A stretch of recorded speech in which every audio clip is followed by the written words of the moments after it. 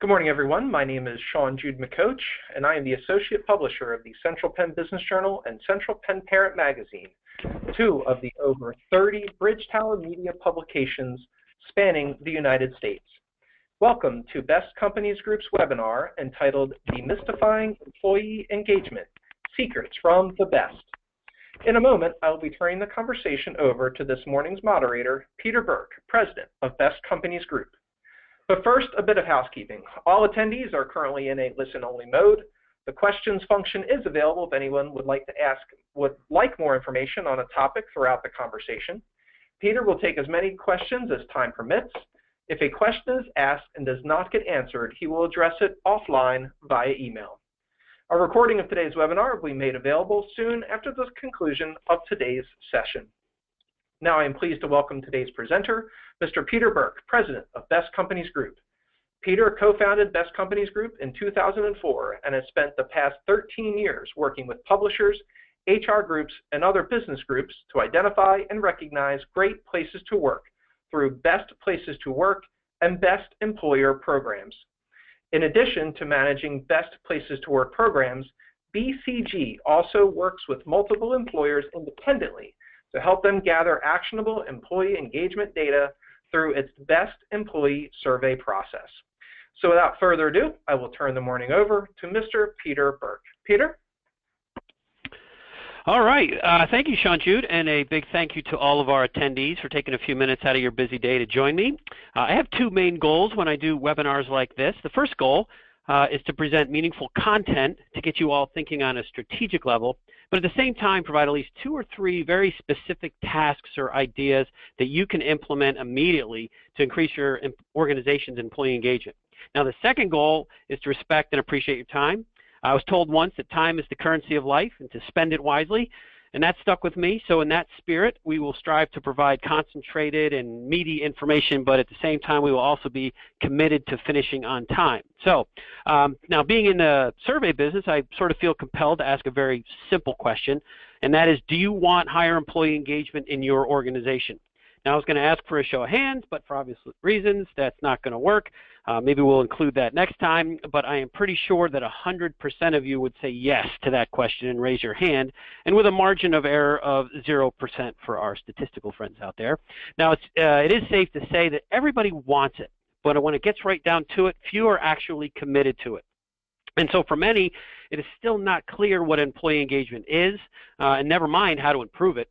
And so today's webinar is designed to clear out some of that fog surrounding the concept and apply some vocabulary, if you will, to those ideas that will hopefully be useful for you as you try to improve the engagement of your workforce. So let us begin. I kind of want to run through very quickly what we're going to cover today. We're going to talk a little bit about Best Companies Group and what we do. I think for purposes of context and sort of understanding where all of our information comes from, a little bit of explanation there I think is warranted.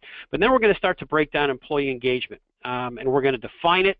We're going to let you know how it affects your bottom line and what the financial benefits are. We want to talk about some of the other benefits that go along with higher employee engagement. And we're going to let you know what it looks like from the employee's perspective. We have a ton of information, and we're going to present that as well. We're also going to look at the top drivers of employee engagement. We have information from our Best Places to Work programs, and we're able to really narrow down what moves the needle with engagement. So we're going to talk a little bit about that. We're going to play a game of myth or truth, throw some things out there to, again, kind of keeping with the theme of demystifying employee engagement. We'll throw out some of the more common things that people think about employee engagement and talk about those things. And then we're going to dig into the best places to work and the secrets coming from them. You know, what are they offering on the benefit side? We'll talk a little bit about that. We're going to talk a little bit about what they're doing right along the way. And again, we're going to try to provide some simple tips to improve your engagement, things that you can do today perhaps to help that along. And then we're going to wrap up the presentation with an improvement plan, if you will, or really where to begin on your improvement plan. And so we're going to now some additional webinar tips here. Again, submit the questions and please use the chat function. We'll get to as many of those as we can. We also want to make sure that you can see in the handout section on your widget window, you can download our Best Employee Survey Guide. Another thing we like to do is when you see this little guy pop up, you'll know that there's additional and more, perhaps deeper information about that topic on our bestemployeesurveys.com website, so you can go look at that. Now, as Sean Jude mentioned, we're going to send a copy of the webinar slides when we're done. And even after this webinar is finished, if you have questions, please send them in. We're going to respond to all of the questions that are submitted through the webinar. And then afterwards, if you have questions, we will do that as well. So let's jump in. So who are we? We're Best Companies Group, and what we did in the year 2004 was we were created to identify and recognize great places to work through our Best Places to Work, Best Employer, Best Companies to Work For programs around the world. And so how we do that's very simply. It's a two-part process. We ask you, the employer, about all the great things you're doing for your employees, which is part one. But the second part is the biggie. It's the employee engagement and satisfaction survey. We sort of live by the philosophy that if you want to know if it's a great place to work, ask the employees. They'll tell you, and that's what we use to determine the best places to work. Now, in 2016, we surveyed nearly 6,000 organizations, representing 700,000 employees. And we do that on an annual basis. And what does that mean? It means we're sitting on a ton of data. As I mentioned earlier, that's what's sort of bringing us here today. We want to impart some of what we learned to you to help you in your organization. Now, this other logo you saw here, Best Employee Surveys, it's a newer initiative that we have, and it is sort of a division of Best Companies Group. There are a lot of organizations that either don't have a best place to work to participate in or just don't feel like they want to at this point but still want to do a survey. So we actually have a very turnkey, customizable engagement and leadership surveys that we can use with those particular organizations that just want to dive in and start measuring. And that division also produces our blogs and white papers about all of the things we're talking about today. And again, that website is bestemployeesurveys.com. All right, so knowing all of that, let's jump into defining employee engagement. As I mentioned before, I think we all sort of know what it is, but to put some vocabulary around it to really be the base point that we jump off from and when we're talking about engagement, we like to define employee engagement by how emotionally connected one feels to their employer. Well, let that sink in a little bit. It's an emotional connection. And if you think about what that means, again, how do you define it? How do you measure it? And that's what we try to do with a lot of the questions or statements we put in front of the employees that we survey. So I'm going to run through a list of things that we feel are key to employee engagement. Does the job provide a sense of meaning and purpose? If you think about what that means. And I encourage you as we go through this webinar and I talk about things, this isn't just talking about your associates, your team, your employees. Think about it from your own perspective. You're an associate, you're a team member, you're an employee, you might be a manager, you might be a CEO, a lot of HR people on the phone. You can actually think of this from your own perspective as well as the perspective of the employees. Does your job provide you a sense of meaning and purpose? Are you proud to work for the organization? You know, that corporate pride is important. Do you look forward to going to work most days? Being in an environment where you can do your best work. Again, these are things that we feel help us measure that emotional connection, that engagement. Are you willing to give extra effort to help the organization succeed? This is that discretionary effort that we hear so much about. Are you willing to answer a phone as you're walking by somebody's desk knowing it's not your responsibility, but for the good of the organization, you're going to do it anyway? Those kinds of things. Are you planning to stay with the organization for at least 2 more years? This one dumbfounds me to this day, but it's been the case for many years. 2 more years. If someone is planning to stay, we're going to go ahead and define that as being committed and being connected to you as an employer. And this day, with as many jobs as people have throughout their career, 2 years right now is considered a long time. And if you're willing to do that, and if you think you're going to do that, you're engaged and you're connected. Willing to recommend employment to a friend. So this is the one where you're sticking your neck out and saying, yeah, I love working here. I think you will too, best friend. And you're going to like I said, stick your neck out and put a risk out there when you're talking about someone else's livelihood. And so if you're willing to do that, that's a pretty good sign as well. And of course, recommending products and services, that sort of goes back to the corporate pride and being proud of what you being really proud to do what you're doing and producing what you're producing as a company. So when we look at engagement and we try to measure it, When we look at the different research organizations, they're all sort of the same on this, where if you look at the U.S. employees and what the level of engagement is across the country, around 41% of the employees in the U.S. can answer positively to these kinds of questions that we just went through. It used to be about 33% a few years ago. It's coming up a little bit, but it's still less than 50% of everybody at work is not really connected to their employer. And just for fun and giggles, when we look at our best places to work programs, and this is coming from all of our 2016 programs and our data, the average level of employee engagement for a best place to work is 93%. Those organizations are remarkable, and they have really made a commitment to increasing the engagement in their organization, and it's paying dividends. Speaking of dividends, let's talk about some of the benefits of high employee engagement. Why are we bothering with this? And I don't want to sound, I think a lot of us have heard a bunch of this stuff before, but we're really seeing it bearing out in the data and the reports that are being published. So let's talk first about the big one, the financial benefit. I don't think there's anybody on the phone here who doesn't want to have some sort of financial benefit out of anything that they're doing in their organization. That means cutting costs. That means coming up with ways of increasing revenue. And with higher employee engagement, we're actually seeing a lot of that. So people are familiar with Fortune magazine's top 100 companies to work for. A lot of publicly held companies on that list, easy to kind of get their financials. And the Great Place to Work Institute released a report showing that Fortune's top 100 companies have a shareholder return of twice that of the S&P 500, which is pretty remarkable financial performance. Aon Hewitt published a study that concluded that if you have an engagement level of 65% or greater, 65%, it's not that high. The average is 41%. You bump this to 65% or greater, you're going to beat industry averages by 6% in the revenue area. Profit margins are going to be higher by 3%, and shareholder returns are going to be higher by 6%. That's what we're seeing with organizations with higher employee engagement. So we're making the case, folks, on the financial side. And the last little tidbit I'd give you here is that we at Best Companies Group here did a 4-year study, and we wanted to know what happened after you were named a best place to work. And we did this over a 4-year period of time, and we found consistently that voluntary turnover was reduced by 21%. How expensive is voluntary turnover? It's huge. In addition to that, we also discovered that the quality of the applications that came in as a result of being named the best place to work went up significantly as well. So right there, if we're looking at just purely from a financial standpoint, there's some pretty good evidence that it's well worth the effort to invest in time, energy, and other resources in improving your engagement. Other reasons, I mentioned those were the financials. Why are we bothering? Again, here's some more things. If talent is your last real competitive advantage, so if you're an organization that produces or provides a service that's very similar to most of your competitors around, what is it about you that is going to make the difference?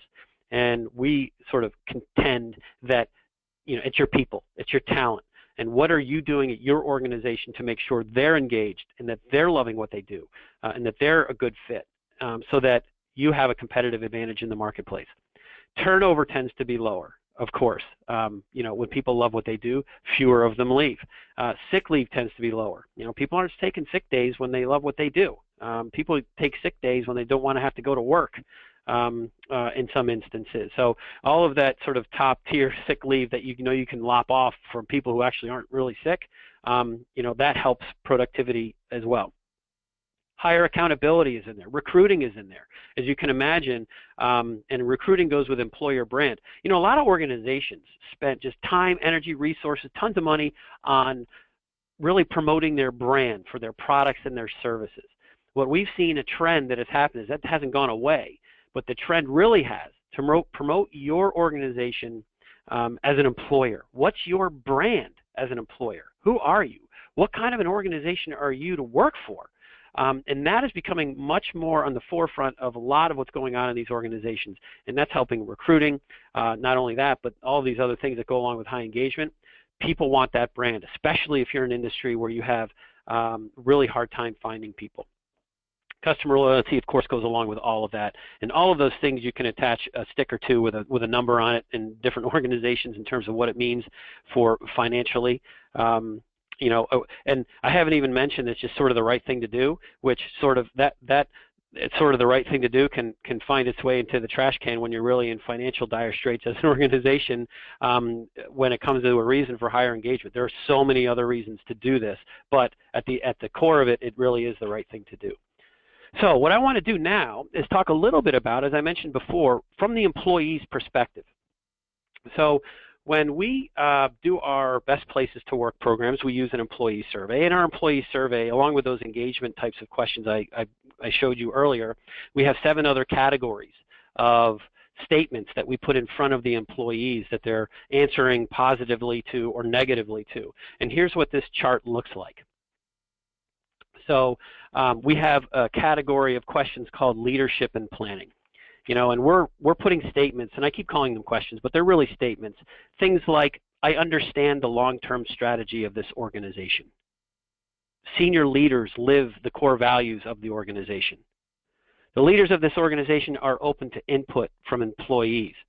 Leadership and planning. You see that 85%? So of the best places to work, 85% of the employees answered positively to those kinds of statements. And again, the whole design here is to kind of paint the picture of what a best place to work looks like. If this is what you're aspiring to be, this is sort of where we go. These are the organizations that have really high employee engagement and are getting it done. The second category, corporate culture and communication. We're looking at things like having a good understanding of how the organization is doing financially. Can I trust what the organization tells me? Employees have fun at work. Culture questions, communication questions, 86%. 89% answered positively to the role satisfaction questions. I like the type of work I do. I'm able to maintain a reasonable balance between work and personal life. I have a clear understanding of my job role. Those types of statements. And by the way, these are just a sample of some of the statements that we use, but our full employee engagement survey can actually be found online. If you go to bestcompaniesgroup.com, you can look that up, or you can just ask us, and we'll have that conversation and share that with you. So work environment is another one. 91% agreed that were answered positively to things like my area being adequately heated and cooled. There's a safety question in here. Privacy is addressed in this section, 89%. In work environment. Relationship with supervisor, which I happen to think is one of the most important things that you can focus on when you're trying to improve your engagement. Things like that come up on this section. My supervisor treats me with respect. My supervisor handles my personal issues satisfactorily. My supervisor tells me when my work needs improvement. I can trust what my supervisor tells me. All of these things are incredibly important. And 90% of the employees at the winning companies answered positively to those statements. So you can see where, you can kind of see at this graph where people are focusing.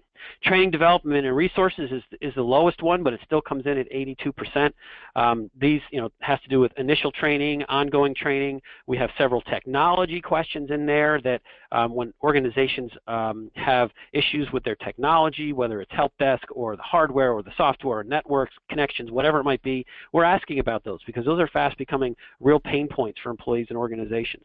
And we talk about career advancement here as well. So pay and benefits we have to ask, even though it's not necessarily in the top 10 things that drive people these days, but we do ask about it. And one of the things, the most important question we ask is, my pay is fair for the work I perform. And what percentage of people are answering positively to that kind of a question? And it's not, am I paid enough? It's, my pay is fair for the work I perform. So we feel like that's a really important statement to ask as well. So hopefully this paints a picture for you of what a best place to work looks like from the employee perspective. And then I want to jump into, I talked a little bit about what moves the needle with engagement.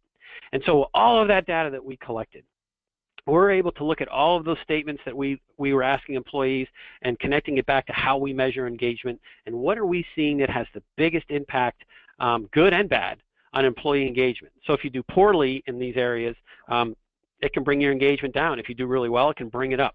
And so let's start with number 5. Oh, there's our little blog guy.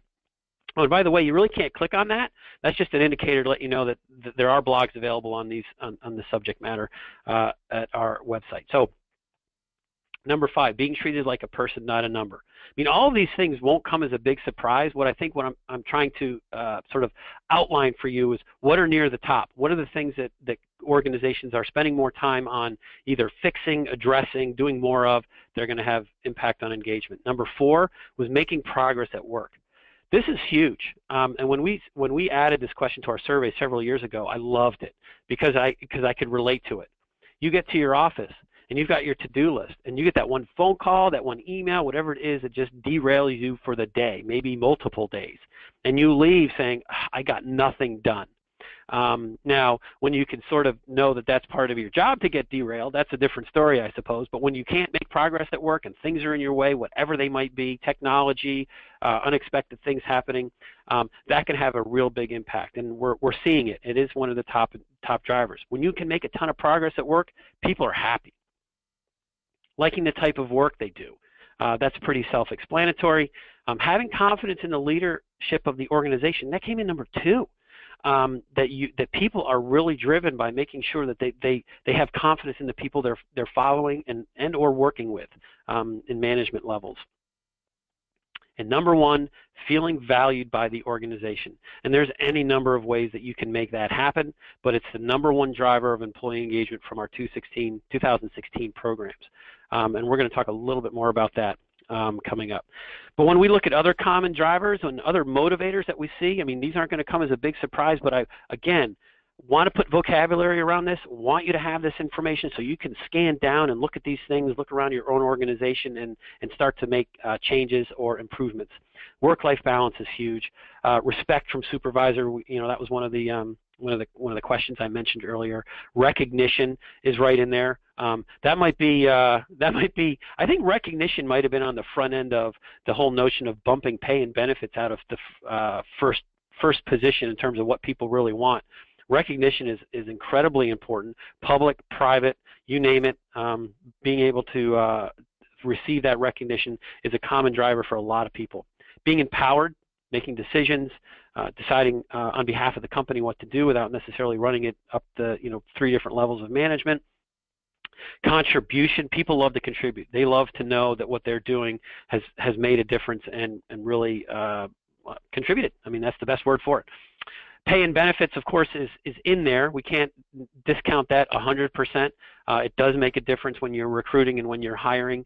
And of course, the benefits, I think it's almost if you don't have sort of the core group of benefits that most organization has, that helps you more than it really, it hurts you more than it really helps you if you have a lot of different things in addition to what a core group of benefits might look like. Purpose and mission, this is huge. There's a lot of people who are motivated. This is big in our millennial groups, that having a sense of purpose and a sense of mission is tantamount. It's to where they work. I mean, it has to be part of the equation. Trust is big. You can't go wrong. You have to have it. Autonomy, people like to be independent. That sort of goes along with empowerment, although I think they're a little bit different. And having a good job fit. Are you making good use of the skills and abilities of the people who are on your team? And of course, technology. I mentioned that already.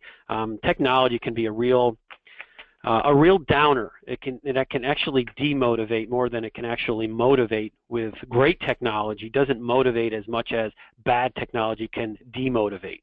And we see that. We hear stories about that all the time. So there's a little bit about the employee engagement. A little bit about the drivers that are driving employee engagement, some things to think about there.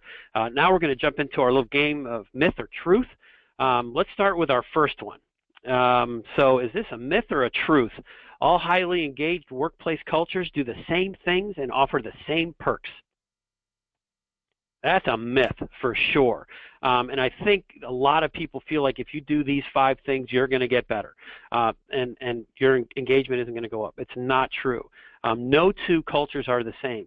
You can go from one best place to work on one of our lists on one side of the street, cross the street, go to another best place to work that's on our list, and it'll be a completely different culture, and it might be a horrible fit, and you might hate where you work. It's really all about aligning the employees' values and what motivates them and the corporate cultural values that you've established and are practicing. So myth number 1, busted. Okay. Myth or truth number 2, increasing employee engagement is expensive. I hear this all the time. Oh, we can't afford it. We've got to, we got to add this. We got to do that. We just can't. We can't afford to add all of these things. Well, that's a myth as well. It actually can cost $0 to increase engagement. And I'm at sort of near the end. We're going to talk about some of the simple things you can do that cost no money whatsoever.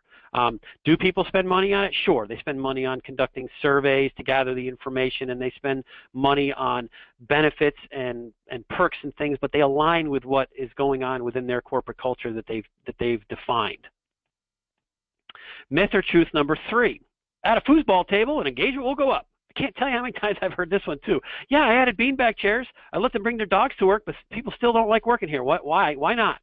And it is a myth. These are the things we hear about, and just adding that stuff doesn't guarantee anything.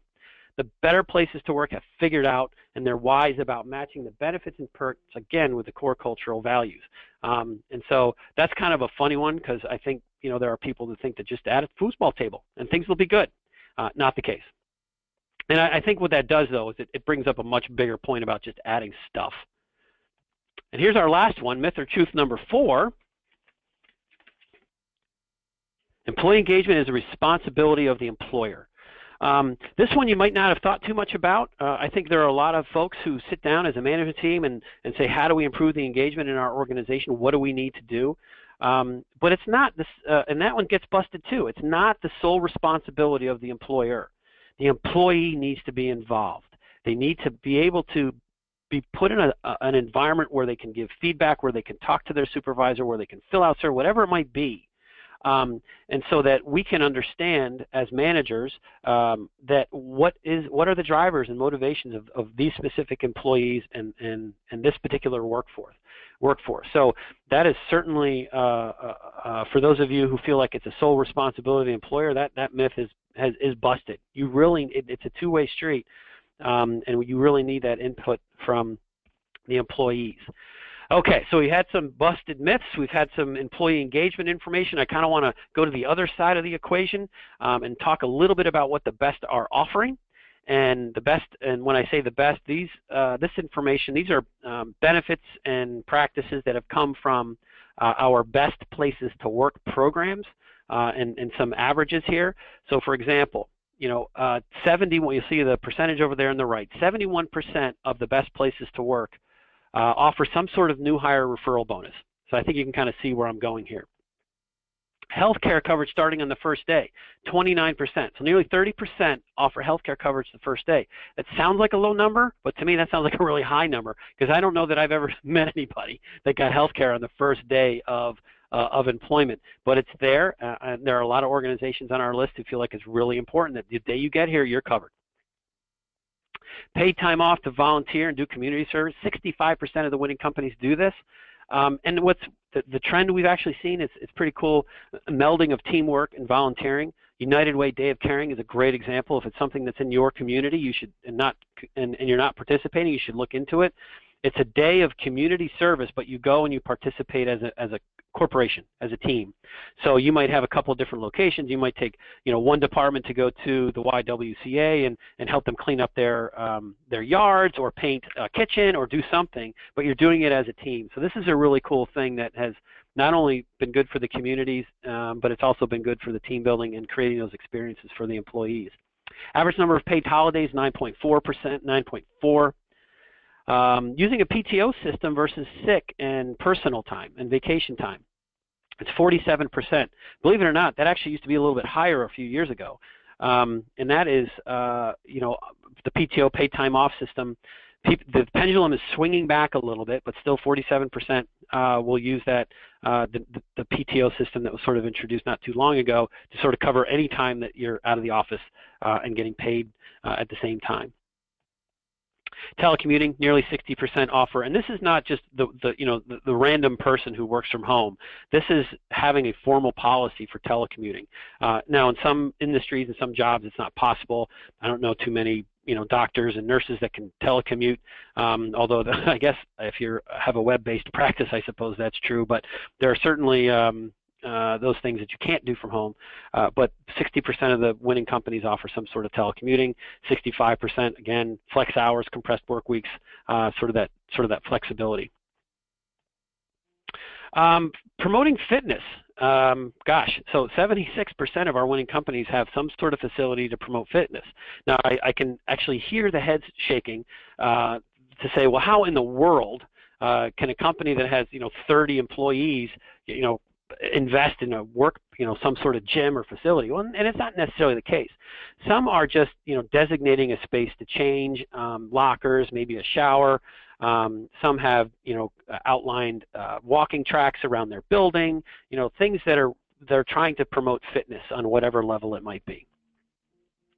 Meeting and staff only events limited to company time. 60% have committed to saying, you know what, we're not going to take your personal time to do the staff only events and the meetings. So that's kind of an interesting one there. Workshops. So we've got a couple different categories, 53% and 65% respectively. Productivity and time management workshops, I think, are more on the sort of the professional side of it, although it could be used personally. But the personal finance workshops, we're seeing more of that. Organizations are really trying to demonstrate that they care and they want people to do well in their personal lives as well as their professional lives, and want to offer these things because they see it happening where people get themselves into trouble, and hoping to provide some guidance there. Paternity leave, 71% of winning companies now offer some sort of a paternity leave. Free daily snacks, I mean, food wins most of the time, although I think the food has gone from, the yummy chocolatey good stuff that we had, 15 years ago. Now it's, fruits and vegetables and drinks and stuff, but it's still great to be able to go into a kitchenette area and find something that the employers have invested in so that you can have a snack of some sort during the day, which is really nice, and coffee goes along with that as well. Free or discounted tickets to sporting events and to entertainment. 76% of the winning companies have some sort of program where it gives their employees access to the to sporting events or to entertainment events, whether it's the symphony or minor league baseball or whatever it might be. And our last one on this particular section is lactation facilities for breastfeeding. That is becoming, again, with back to work moms, it's become really, really important and has helped the engagement of those folks as well, I believe. So, again, just a snapshot of what some of these organizations are doing. Now, let's talk about what some of the great places are doing right.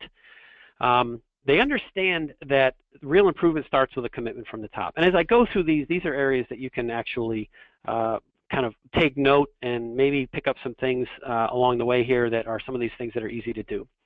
So starts with a commitment from the top. That's a commitment is different from a decision. That's a really important distinction to make. They genuinely want to know what employees are thinking, so they survey and use the results. I think these great places to work, they'll survey their employees, have meetings with their employees. Again, they want their employee involvement so they can make it a better place to work, so they can meld the values of not only the corporation but with their employees as well. They define their corporate values and live by them. That seems like a simple sentence, but probably a very difficult thing to do on the front end. What are our corporate values?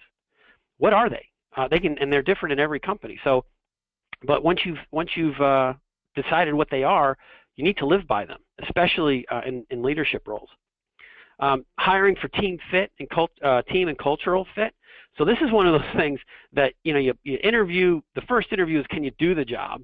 And even if you can't, but we like you, we're going to have you meet with 4 other people and do 4 other interviews to make sure you're a cultural fit. The investment, the emphasis is on, are they going to fit with the team? And not only are they going to fit with the team, there's a part of that the team wants to protect what they have. And they get very territorial when it comes to their culture. The better places to work value experiences more than stuff. Just giving things to people is good, I suppose, but those who create experiences, whether it's the United Way Day of Caring or one organization that we had some dealings with, the CEO gave at sort of Thanksgiving time a $50 gift card to all the employees to use for their Thanksgiving food, but also gave them $50 in cash and said, go out and do something with this. And we're going to do a potluck at Christmas time, and you're going to tell us what you did with your $50. And when they had that potluck, the stories about helping, whether it was the homeless or paying the toll for the guy in front of me who clearly didn't have any money or couldn't find his wallet or whatever it was, those stories were great, and it created all of these experiences. And that's just an example of when you focus on experience more than just giving stuff, That is huge. They communicate to employees why they're valuable. We talked about this already a little bit before. Knowing why what you do is important. Again, this is a $0 investment in an increasing engagement, is to sit down and let people know why they're valuable. The better places to work, evaluate productivity versus time served. This is an evolving thing. The days of people looking, and if you're not at your desk, the conclusion immediately was you're not working. And I think through technology and just pure productivity, that's sort of a myth that's being dispelled pretty quickly, given the fact that, hey, I don't care where you do your work, if you're not here, but if you're not doing your work, that's what I'm more concerned about. They embrace flexibility. That's I think one of the hallmarks of these better places to work, having the job flexibility. They also hire and promote leaders who love what they do. Enthusiasm is contagious. And while you might be really, really good at what you do, if you're not, super, passionate about what you're doing, you're not going to get hired. The better places to work hire those folks who really do love what they do. Placing trust and respect at the center of every relationship that goes on in the organization is really, really important in what we see in the better places to work. So other engagement tips, there's our little blog guy again. Make sure all associates know why their work matters. We sort of come at this a couple of different ways. Zero cost to sitting down and letting people know why what they're doing is important. Eliminating inconsistent messages. I think this is the one that almost everybody on this call can walk around their office, look at signage, look in employee handbooks, look at what you're espousing and what you're telling people is the way things are happening and what is actually happening. There's a story that I like to tell. A friend of mine was in the cosmetics business and was going in to consult with the CEO of this cosmetic company, and walked through the doors, and on right over the reception table, core values. Number one on the list was trust.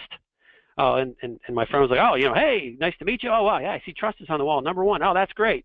And it was probably 30 feet from the metal detectors that was screening all of the employees coming in and out. And I was like, I'm not so sure you value trust as much as you perhaps value anti-theft. So you can go around and look for inconsistent messages. Dealing with the disengage, got to invite up or out. Guard against the checklist mentality, just writing stuff down and checking it off. Hey, we're going to increase our 401k, or we're going to do this, we're going to do that, and then putting it away is sort of a recipe for failure there, or not success, maybe a better way to say it. Removing obstacles to progress. Just wandering around and asking people, what do you need right now for higher performance? And so the other one I love is walking around and say, what's the dumbest thing you're working on right now? And they're going to tell you, and it's your opportunity to tell them two things. One, why what you're working on is important and how it fits into the overall operation, and to give them that context and perspective. The other thing you can do, if that's not the case, stop doing it. They're going to tell you, which is a pretty cool thing. Understanding the individual drivers of engagement. We went through the list of drivers, and really matching those to your people is a good way to increase engagement. Knowing your generation and what appeals to each one. We've been focused a lot on millennials, but I would not sleep on the Gen Xers and the baby boomers, which are incredibly important parts of our workforce and have different contributions in different ways and different motivators. So let's talk a little bit about your strategic plan. As you're listening to this, where do you begin? That's the question I get the most. We're not ready. I don't know. I don't know where to begin. What do we do? That's where do I just add a foosball table? Will that help? And I always say the same thing, regardless of where we are. Start with an employee survey. It's because, here's our blog guy again. But when you get employee feedback, it really is an essential first step to get it anonymously, and it's essential to be able to measure your baseline and start looking at improvement as you move forward. You need to communicate, then these are some tips when you're doing surveys. So you want to communicate to your workforce throughout the whole survey process. Why are we doing this? What's it for? On the front end, the middle, and on the back end. And you have to realize that it's better off not to survey your employees than to survey and do nothing at all. There are those who say that if you just survey your workforce, it actually can be a 2 or 3% bump in engagement because, oh my gosh, they actually care about what I think. So that's in there as well. But if you don't do anything with the information, that can be damaging. So you really need to be transparent. Report the results in weeks, not months. Identify the areas where you'll be taking action. Those are incredibly important things to do when you're surveying. Now, this is sort of our area of what we do, and so we think we have a pretty decent handle on this. But using an outside firm like our best employee surveys, it will really demonstrate to the employees that you're committed to the anonymity. I think response rates and less than truthful answers come to sort of the inside surveys where people are skeptical about whether their employer knows what they're putting or not. And using a company like ours, ensures the credible data, the actionable results. Our surveys have been tested. We go after to make sure we get the response rates we need for the credibility of the data, the reporting, all of that. We have benchmark reports that certainly become valuable as you have your results and how do they stack up against the best places to work in your industry or in your region. And something else you should be doing during your employee survey is asking all areas. I think there's a lot of people who will avoid certain things, and so you need to disregard what you think you know about certain areas. And now I've got about 4 minutes left here, and I wanted to just run through, this might seem kind of unconventional, but reasons why we don't want to survey our employees. And this might start to ring true in the ears of many people that are on this phone because as I travel and I speak at HR conferences and other things, we hear things like, we don't want to know, which is kind of scary. I think in this day and age, as I mentioned at the onset, of the number of organizations who are actually committed to employee engagement and knowing how important part of their management process is, they should be looked at as important as financial reports. If you look at how you treat your financials and wanting to know, if not every week, every day, every month, you want to know what they are, good, bad, or indifferent. You have to have a handle on it. And a lot more people are thinking about the same thing when it comes to employee engagement. And that doesn't mean you're surveying every week. And in fact, I recommend surveying once a year, maybe twice, doing a mid-year shorter survey. But you really should care what that report says. We already know what they think. Oh, do you really? Most think they do, but when you actually survey and find out the answers, more times than not, people find out that either they didn't really know, or at a minimum, they didn't know to the extent how good or bad things were. Here's something else that happens, or we hear, it's not the right time. Well, it never is. In a lot of those organizations, it never is. And when you say, well, when is the right time? Well, we don't know. But it might be true. But when you're planning and looking at things, make a commitment and do it when it is the right time. And if you use the right firm, the amount of time you're going to spend on it is going to be a whole lot less than you think. And I'd say one more reason I would throw in there for people not wanting to survey their employees: can't afford it. Can't afford to hire a survey company. Well, as we look at the financial benefits that I outlined earlier, the investment is fairly low. When we just look at the people that we work with, clients are spending less than $5,000 a year on average. Some are spending a whole lot less than that. Others who really want to get into it and have multiple locations and all these kinds of things that we can work with may spend a little bit more. But if you think about using that information and preventing one person from voluntarily leaving, it will certainly pay for itself. Back to that time is the currency of life thing. It can save a lot of it for you, especially if you do them and you do them internally. It can save you a lot of time. And again, we're in this business. We survey a lot of organizations. We're efficient, we're robust. It's really turnkey and really easy. And one of the other things we hear is, well, we already do a survey internally. And I always say, great, that's awesome. But I also say, if you want to look at using an outside firm, you're going to get the higher levels of anonymity and security and confidentiality. You're going to get those credible results, and you're going to be able to get benchmarks, and it's going to save you a ton of time. So right about there is just about 43, 44 minutes. We have time for questions. I did want to kind of go to this last slide, and again, I hope we hopefully accomplished those two goals that I set out to do, that give you some great information, respect your time. But we're in the survey business. If any of that has intrigued you, we'd love to hear from you. You're going to be hearing from us following up with copies of the presentation and whatnot. But you can sort of see the information on the screen there, our Facebook and Twitter and whatnot. So we will go to questions now, and I know I have a bunch of them. So hang on just a minute. Let me pull these up and kind of see what we got here. Peter, this is Sean. There's a couple housekeeping questions in there. The first one is this approved for any HRCI credit? It is not. We did not have the HRCI credit. We're not an approved HRCI presenter, which for those of you in the that deal with SHRM National and HRCI, I think you probably understand what that means. But no, it has not been approved for HRCI credit. Great, thank you. And another quick housekeeping one. On slide 16, you referred to the percentage of companies that are offering flexibility. Do you mind just giving that percentage out one more time? Sure. Hang on a minute. Let's go to 16. Oops.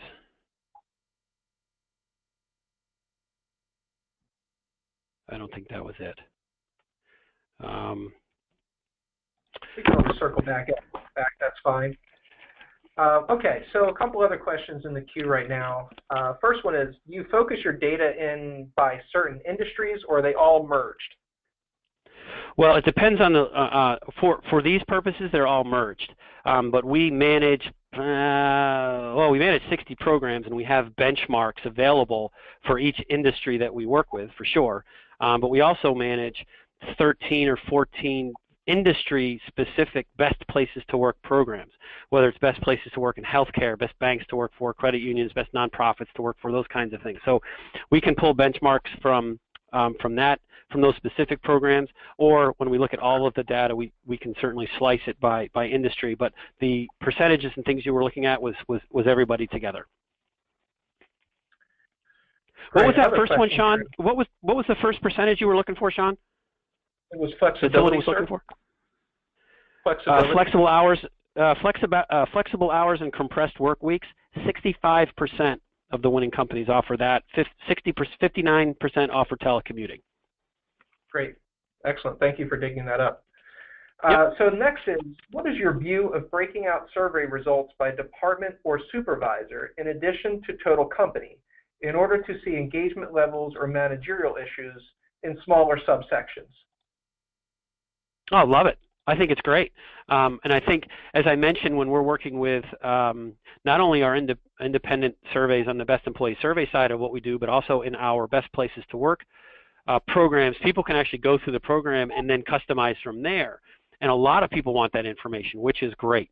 And it allows you to sort of further pinpoint where you might have problem areas or where you might be doing well. There's a lot of organizations that are folding employee engagement into management performance.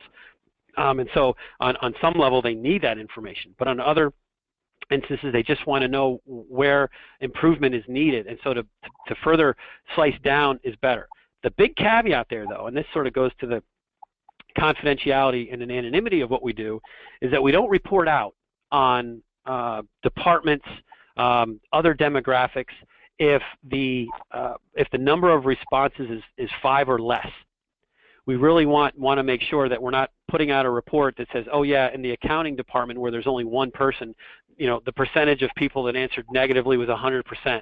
Well, now, the people who are interpreting the results on the employer end know exactly who that was.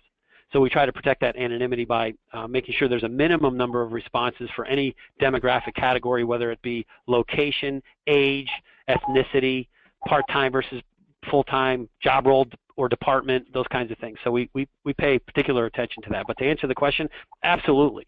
Now, we don't break those demographics out when we do the scoring for our best places to work, but when we're working with our customers to really kind of get them as much information as possible to help them, that's absolutely what we recommend. Great, thank you for taking that question. Next one, probably a best practice question for you. How do you get a large percentage of staff to participate in surveys? You pay them. No, I'm just kidding. That's a bad answer. Everybody in my research department just cringed. That's a really great question because you really want honest feedback. You want as much feedback as you possibly can get. We have disqualified a lot of organizations for trying to influence their employees to fill out the survey a specific way just to win the award. And so we have guidelines that we share with our clients and people going through our process about what they should and shouldn't do that could have an impact on the results. For example, we don't want everybody gathered in a room and given donuts to fill out the survey. We don't want people looking over their shoulders. We want people to be able to go, sit at their computer, or use a paper survey, which we make available, and be able to do that in an environment where they can be completely honest. Paper surveys go right in the mail back to us. The online surveys that people are taking are completely secure, and that information does not go back to the employer. But we do spend a lot of time trying to get those response rates up, because we want to get as many people filling out the survey as possible. And we know people are stressed for time. They don't have time for the survey, but especially if you're doing it once a year and here's your chance, or twice a year, here's your chance. And so we send reminders out. I think during the course of a survey project, we'll send out 5 or 6 reminders to people to fill out the survey. We'll work with the employers to say, hey, look, your response rate isn't quite where it needs to be for the data to be credible, so we need you to maybe send a note to your staff to say, hey, look, when you get a survey from Best Companies Group, make sure you fill it out. But yeah, no, we don't. We make sure that our clients know that if you want the best and most credible results, undue influence is bad.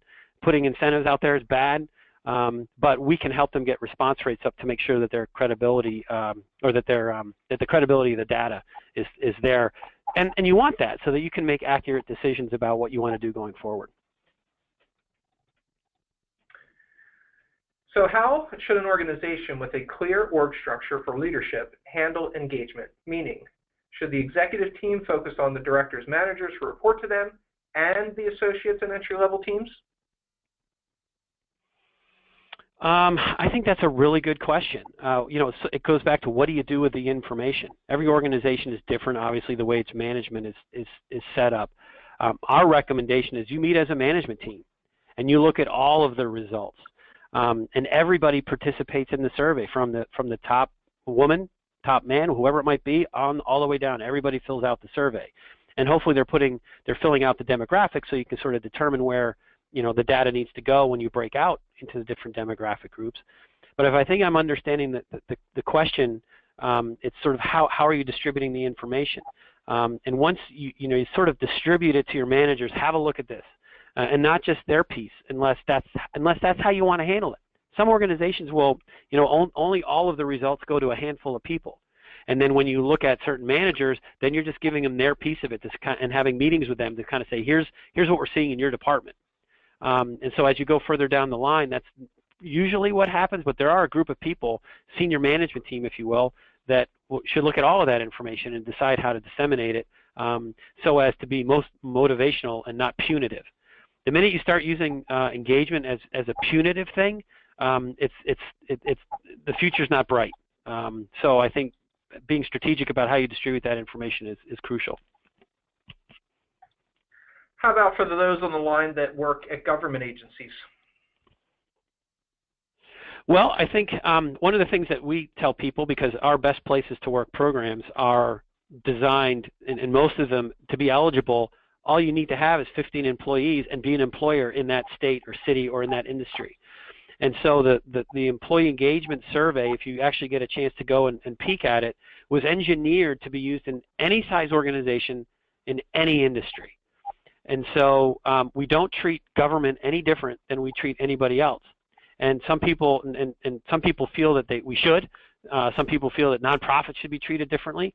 But in our opinion, if you actually look at the questions, all of the concepts, all of the kinds of statements that we're putting out in front of those employees are applicable no matter what you do for a living and who you work for. And so it's applicable to everybody. And that enables us to do a real apples to apples comparison. And it's not about, again, to reiterate, it's not about what you offer your employees. It's about the culture you've created, the relationships, the trust, the respect, being able to be honest, and understanding the mission of your organization. All of those things, doesn't matter where you work, they're the same. Great, thank you. So how do you get a resistant company owner to buy into the value of conducting a survey if he thinks everything is just fine? So, sometimes you just never can, and that's the truth. We do what we call our 30-minute calls, our consultative calls, where when people get their reports, we spend 30 minutes to an hour or so helping them understand what they're looking at. We're not a consulting firm, but we do help people understand what they're looking at when they get their results. And we were on a call once, and one of the CEO was at the table on the conference call on the other end, and pretty much just said, "Oh, these people should just be happy they have jobs." And it was kind of like, well, okay, well, you didn't even need to do a survey, and I could tell you what was wrong already. But it can be hard, and that's where that bullet point that I mentioned about getting buy-in from the top and getting commitment from the top.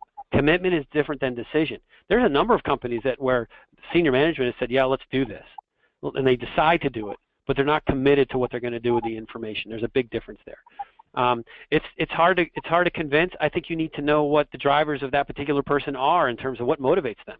Are they motivated by more to the bottom line? If they are, which most are, then you just sort of outline, hey, we need, we can go, if we can get a 10 or 15% increase in our employee engagement and our turnover goes down, okay, there's bottom line money.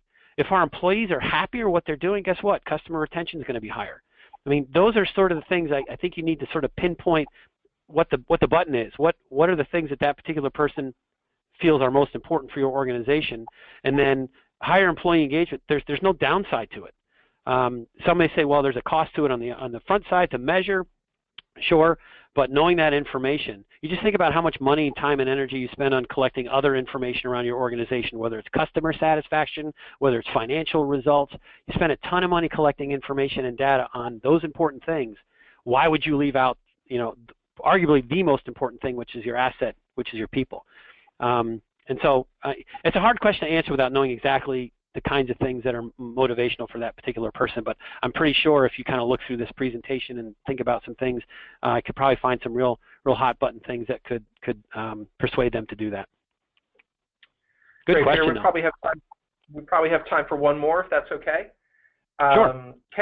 Can you over-engage employees, and what are some engagement examples you should try to avoid? Over-engage. Oh gosh, I don't know what over-engagement is. I think you can run the danger of survey fatigue for sure. There are organizations out there that have employees download apps to their phone and they're filling out surveys every other day, and it's like this concept of constant information flowing, which conceptually I think may work for some organizations, but I think for the most part, people don't mind giving their opinion, but they have a lot of work to do too. And so you got to strike the balance of being on top of what your employees are thinking and feeling, but not overwhelming them in the collection process. I think that's a huge mistake that some organizations make. Once a year is great. Twice a year is probably a little bit better, like sort of a mid-year short survey. But that's sort of my own personal preference. I think you can perhaps engage your way into lower productivity if you're not careful. If every day is ball games and picnics, you may have trouble getting your work done. Haven't heard too many of those stories, but I suppose over-engagement, I haven't heard. That's a new term. I'm going to write that one down. I haven't heard that one, but I'm sort of trying to interpret what you mean by that. So I know we're running up against it here. We got about 2 minutes. I just really like this question that just came in. So after a survey is completed, what do you recommend to an organization to help them improve the areas that were deficient? Classes, programs, what's out there and what's available? Well, it's a really good point that highlights the fact that we're not a consulting firm. And we're not a consulting firm for a couple of very big reasons. Probably most importantly is that we manage best places to work programs. We really feel that there's a conflict of interest when we start to perhaps consult with, help organizations become better places to work, and then we're deciding whether they make one of our lists the next year. There's, I think, if nothing else, a perceived conflict of interest that we've tried to steer clear of. We sort of hold ourselves to a pretty high level of credibility, and that's sort of reason why we wouldn't consult with them. That being said, as I mentioned, we would certainly go over their results with them, point out areas that we see are sort of out of the norm or outliers or things that they should look at, whether it's response rates or percentage positive response in different questions, different categories. Benchmarks will help them. There's on our survey, there's 2 open-ended questions, and so we transcribe those and give those back as well. And we might, if there's some common themes there, we might point those out. And then, if people actually say to us, look, where do I go to get help? We tend to refer people to the SHRM organizations. We don't have any formal relationships with consultants, and that's by design to keep ourselves pretty clean and credible. But we will recommend local HR consulting firms, not any of them by name, but usually the state council for the SHRM organization or the local HR associations will be more than happy to field a call from someone looking for someone to help them to help them with their workplace excellence journey, if you will. Great. Well, thank you once again, Peter, for sharing your insights into this very important business topic.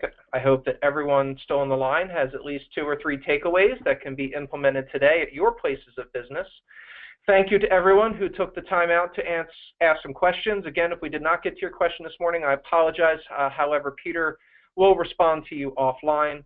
And just a final thank you to everyone at Best Companies Group for providing the content for today's webinar. I hope everyone has a great rest of their day and enjoy your weekends. Bye-bye now.